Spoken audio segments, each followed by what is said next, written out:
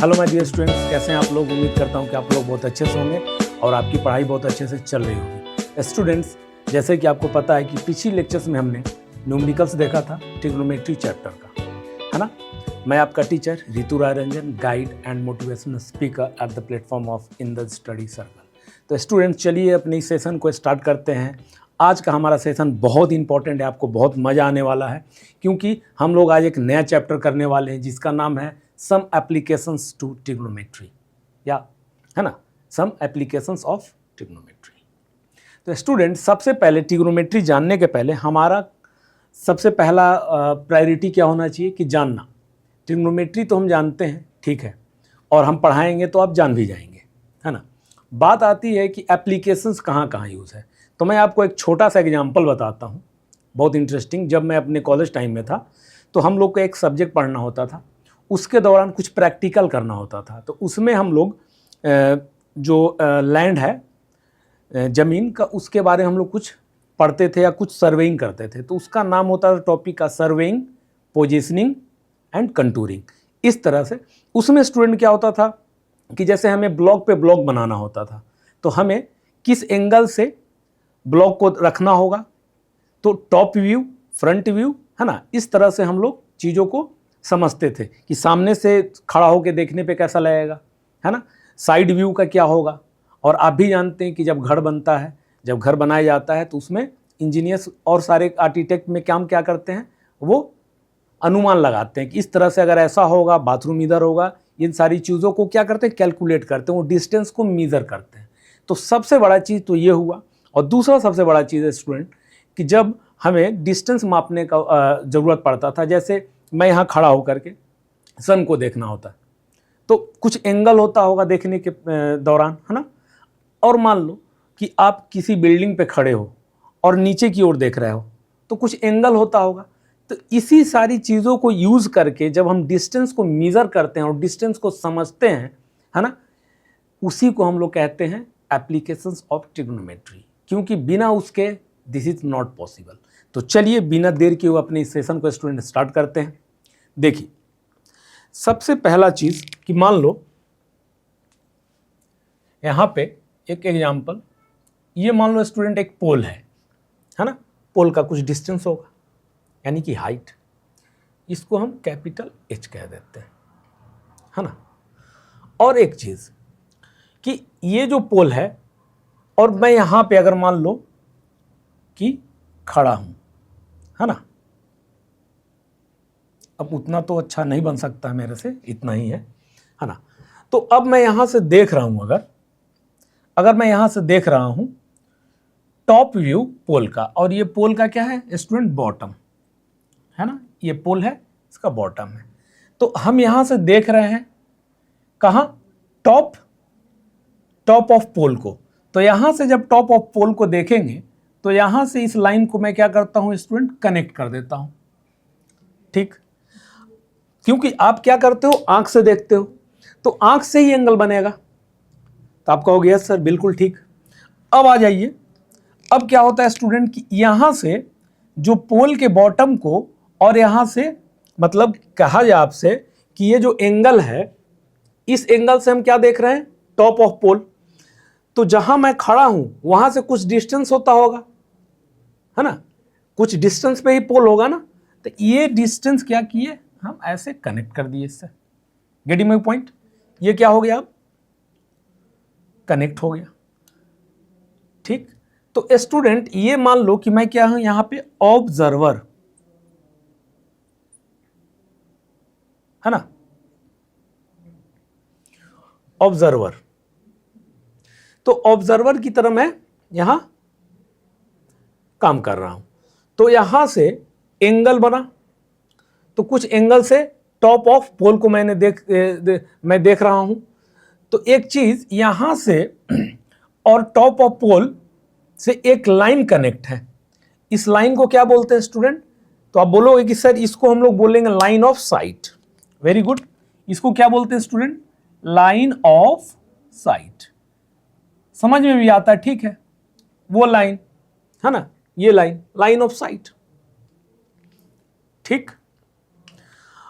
और जब हम देख रहे हैं स्टूडेंट तो किस एंगल से देख रहे होंगे टॉप ऑफ पोल को? तो आप बोलोगे सर मान लेते हैं इसका एंगल थीटा। कुछ एंगल से ही देखेंगे ना। मान लो मैं ऐसे देख रहा हूं तो मेरे आंख से और जो टॉप ऑफ द पोल है उसमें कुछ एंगल होगा, है ना। तो इसी को मैं मान लेता हूं थीटा। ठीक, इसको अब क्या बोलेंगे स्टूडेंट? तो आप बोलोगे कि सर इसको हम लोग बोलते हैं angle of elevation. Angle of elevation. ठीक, तो आपका सवाल क्या होना चाहिए स्टूडेंट कि सर एंगल ऑफ एलिवेशन तो आपने कहा, ठीक है, समझ में भी आया, बट ये जो थीटा एंगल बना रहा है किसके साथ? तो स्टूडेंट सबसे पहला चीज क्या है कि ये एंगल जो बन रहा है इस लाइन के साथ बन रहा है, इस लाइन के साथ, है ना, जिसको हम बोलते हैं हॉरिजेंटल लाइन। क्या बोलते हैं? क्योंकि एंगल जब भी बनेगा हॉरिजॉन्टल लाइन के साथ, हॉरिजॉन्टल लाइन। समझ में आ रहा है? एक बार फिर से, ये मान लो कि मैं हूं ऑब्जर्वर की तरह और यहां पे एक पोल है, पोल का कुछ हाइट है, मैंने h कह दिया। Getting my point? उसके बाद मैं किस एंगल से देख रहा हूं और जो मेरा देखने का यहां से जो ऑब्जर्वर है यहां से और पोल तक के डिस्टेंस को मैं कनेक्ट कर दिया, लाइन को मैं कनेक्ट कर दिया, उसको मैं बोल रहा हूं लाइन ऑफ साइट। ठीक, और एंगल थीटा बन रहा है ऑब्जर्वर और हॉरिजॉन्टल लाइन के साथ, है ना, क्योंकि एंगल ऑफ एलिवेशन जब भी बनेगा थीटा एंगल किसी के साथ बनेगा, है ना, तो हॉरिजॉन्टल लाइन के साथ बनेगा। Getting my point? ये हो गया हॉरिजॉन्टल लाइन, ये हो गया line of site, and this theta angle will be called angle of elevation. ऊपर की ओर आप देख रहे हैं, है ना। अब ये तो बात हो गई एक। अब स्टूडेंट समझिएगा दूसरी बात क्या है इंपॉर्टेंट। मान लो एक और मैंने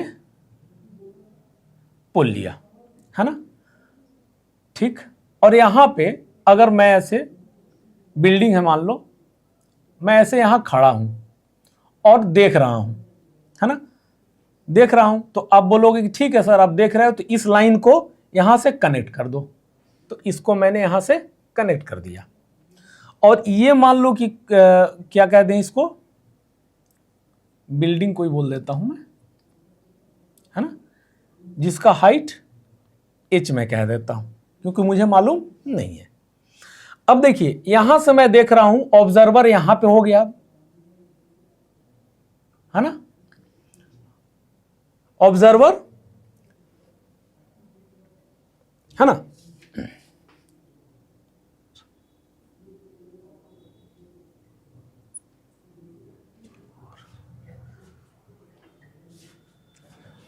पहले ही ठीक था, अभी यार होगा ना। उफ, ठीक है स्टूडेंट, है ना, ये क्या हो गया, ऑब्जर्वर अगर मैं यहां हूं तो मैं नीचे की ओर देख रहा हूं, तो जब मैं नीचे की ओर देख रहा हूं तो कुछ एंगल बनेगा, है ना, तो एंगल मैं यहां दे देता हूं।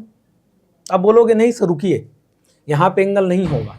बिल्कुल सही बात है, जो बच्चे अगर ऐसा सोच रहे हैं तो बिल्कुल सही सोच रहे हैं, यहां पे एंगल नहीं होगा।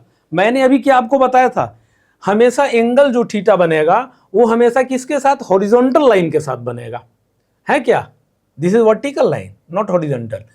लेकिन अब मैं यहां से तो देख रहा हूं, तो ये तो हो गया आपका line of site, line of site, है ना। तो जब ये लाइन ऑफ साइट हो गया स्टूडेंट, तो अब समझिएगा एक चीज, ये लाइन ऑफ साइट, अब इसको यहां से मैं क्या किया, कनेक्ट कर दिया। क्यों?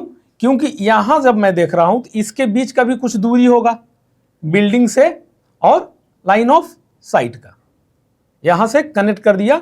यहां से कितनी दूरी है, तो मैं मान लेता हूं कोई भी x हो, मुझे नहीं पता अभी, है ना, ठीक। लेकिन अब सर आप एंगल की बात करो तो देखो बाबू क्या करना है, इस लाइन के पैरेलल एक लाइन यहां पे हम क्या करेंगे स्टूडेंट, ड्रॉ कर लेंगे ऐसे। Getting my point?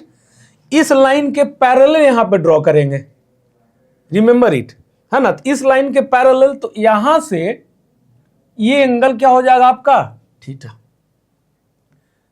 तो मैं क्या बोला था आपको कि एंगल जो भी बनता है हॉरिजॉन्टल लाइन के साथ बनता है। तो देखिए यहां पे मैं बना नहीं सकता था, तो इसके पैरेलल एक अनदर लाइन को मैंने ड्रॉ किया। अनदर लाइन को ड्रॉ करते ही क्या हुआ कि हमें थीटा मिल गया। अब इसको हम क्या बोलेंगे, इसको बोलेंगे student angle of depression, angle of depression, है ना। और ये होता ही है आपका horizontal line, horizontal line. Getting my point? I think so कि आपको यहां पे कोई कंफ्यूजन नहीं होना चाहिए, because these are the introduction class, है ना। तो बेसिक्स क्या है जानना जरूरी है। यहां से आपको समझ में आ गया, ये हो गया angle of elevation, this is called angle of depression. ठीक है, अब स्टूडेंट आप बोलोगे कि सर एक एग्जांपल ले लो। बिल्कुल सही, चलिए एक एग्जांपल देखते हैं, क्योंकि मैथमेटिक्स में बिना एग्जांपल अधूरा है। तो एक एग्जांपल लेते हैं, देखिए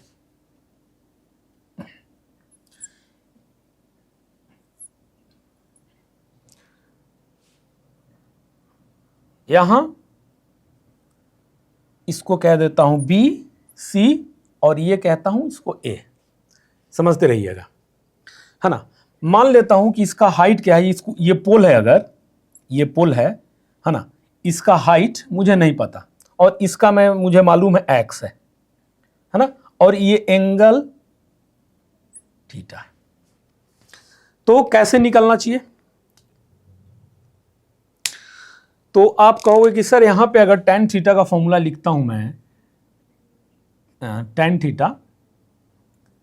थीटा इज इक्वल टू क्या होता है, P अपॉन बी, है ना। अब देखिए थीटा मतलब एंगल है, एंगल कुछ भी हो सकता है, तो मैं थीटा लिया हूं। tan theta is equal to P by B. तो अब देखिए P, we have to find the height of the pole, तो h है, और ये b के जगह पे क्या हो जाएगा स्टूडेंट, x। तो मेरा कहने का मतलब क्या हुआ कि जैसे आपको हाइट, अगर मान लो कि हाइट पता हो, दे दिया हो, और बेस भी दे दिया गया हो, तो थीटा मालूम है, तो वहां पे आप क्या यूज करोगे, tan theta is equal to P upon B, है ना। अगर मान लो कहीं कि बेस नहीं गिवन हो, ये हाइपोटेन्यूस गिवन हो और परपेंडिकुलर, है ना, तो आप क्या करोगे, तो आप फॉर्मूला लगाओगे P अपॉन H का। तो ये अकॉर्डिंग टू क्वेश्चन समझ में आएगा। तो ज्यादा से ज्यादा हमारे पास कितने तरीके हैं फाइंड आउट करने के, तो आप बोलोगे सर tan थीटा हो गया, दूसरा होता है हमारे पास क्या, tan theta, sin theta student, sin theta is equal to क्या होता है, P अपॉन H, है ना ये। और तीसरा क्या होता है student, cos theta, cos theta is equal to क्या होता है, B अपॉन H, है ना। तो these are the things we have to calculate the value of theta और वैल्यू ऑफ हाइट और बेस और हाइपोटेन्यूस, है ना, ये चीज। तो एंगल ऑफ डिप्रेशन आपने जाना, एंगल ऑफ एलिवेशन आपने जाना, एंगल ऑफ डिप्रेशन जाना, और कौन कौन से फॉर्मूले हैं, कौन कौन से तरीके हैं जिससे हम इनको फाइंड आउट कर सकते हैं। तो इन चीज़ों को आपने आज देखा, और मैं उम्मीद करता हूं स्टूडेंट कि आपको ये चीज़ें समझ में आई होगी। इसी तरीके से इंफॉर्मेटिव लेक्चर के लिए आप बने रहिए मेरे साथ, और रिवीजन जरूर कीजिए। और नेक्स्ट लेक्चर में उम्मीद करता हूँ कि कुछ क्वेश्चंस और साथ में हम लोग करने वाले हैं, जो कि बहुत इंटरेस्टिंग और बहुत ही मज़ेदार होगा। तो ठीक है स्टूडेंट, रिवीजन करते रहिए, फिर मिलते हैं नेक्स्ट लेक्चर में। तब तक के लिए जय हिंद।